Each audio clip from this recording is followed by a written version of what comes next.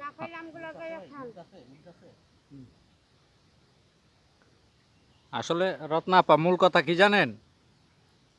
রত্না আপা, ওই যে একটা কথা আছে না যে অবাগা যেদিকে যায় সাগরও শুকায় যায়, তো মনে করেন আমার অবস্থাটা হইছে ওই রকম। তো যাই হোক, এটা আর ভাঙ্গা কইলাম না, যেহেতু আমরা এখন সবাই মিলে একসাথে খাওয়া দাওয়া করতেছি। আগে আমাদের দর্শক যারা আছে তাদের সময় দিয়ে দিই, গল্প অন্য সময় করব এই ব্যাপারে। তো আমাদের আজকের নায়িকা এটা মজাই আলাদা। করলা দিয়া আলু দিয়া জীবনে খাইতে নাই, যে প্রথম খাইতেছে আলু ভাজি করলা মিশাইয়া। আচ্ছা, আমাদের নায়িকা আরো আলু ভাজি করলা মিশাইয়া খাইতেছে। আমাদের দিলদার ভাই কইলাম সবার মানে খাওয়ার মধ্যে সবার আগে থাকে, উনি প্রথমেই ভাত লয় 1.5 প্লেট।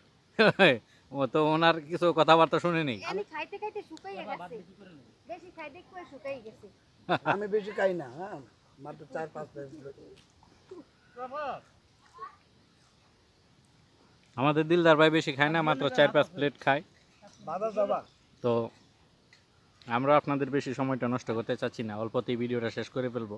আমাদের ডিরেক্টর সাহেব হচ্ছে ST হান্নান। হান্নান ভাই, এত কচু শাক নিয়ে নে আপা, হোটেল জানছি ওরা বামাতে ধরে ডানাতে কাটে। দেখছেন আমাদের বন্ধুরা, হান্নান ভাই কি একটা লোক, উনি খাওয়ার সবার আগে আপনাদেরকে দুইটা কথা বলবে, এই সময়টা বন্ধ দিতেছে না। শুটিং এ বৃষ্টি আসছিল, তো যেহেতু বৃষ্টি আসছে সেই জন্য মানে আমরাও একটু চালু করে কাজ করতেছি। আবার তেমন কিছু কিছু কাজ বৃষ্টির জন্য বাধা পড়ে গেছে। বৃষ্টি নাই তো ঠান্ডা গেছে না, বুঝছেন? কা বৃষ্টি আয়া পড়ছে। বৃষ্টি যদি আইতো তাহলে কি খাবার গাড়ি বাড়তাম, এই খোলা আকাশ এড়ি লইয়া ডাল ডাল। আসলে বৃষ্টি তো ছিলই, যেটুকু হয়েছে বৃষ্টির জন্য। যাই হোক, তো এখন তারা আসলে আমাকে সব শেষ করে ফেলতেছে। আপনারা ভিডিওটি কেমন লাগলো কমেন্ট বক্সে জানাবেন। আমি আগে ভাত নেই, কয়টা খাই পর আবার কই বাজি কই? আল্লাহ হাফেজ।